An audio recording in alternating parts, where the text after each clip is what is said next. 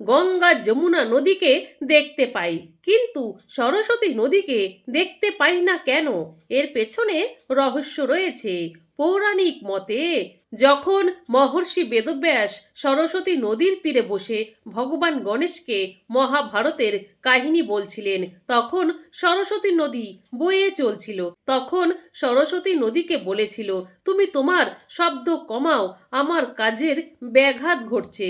তখন সরস্বতী নদী থামেনি। তারপর গণেশজি অভিশাপ দেয় যে তুমি একদিন বিলুপ্ত হয়ে যাবে। এই কারণে সরস্বতী নদী দর্শন পাওয়া খুব কঠিন। তবে উত্তরাখণ্ডের চামোলি জেলার মানা গ্রামে সরস্বতী নদীর একটি মন্দির আছে। বলা হয় সরস্বতী নদী সেখান থেকেই অদৃশ্য হয়েছে।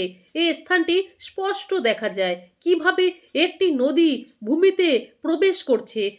বিজ্ঞানীরা মনে করেন পাঞ্জাব, হরিয়ানা, রাজস্থানের মাটির নিচ থেকে বয়ে চলেছে। বন্ধুরা, আপনারা কি দর্শন করেছেন সরস্বতী নদী মানা গ্রামে উত্তরাখণ্ডের? তাহলে কমেন্ট করে জানাবেন।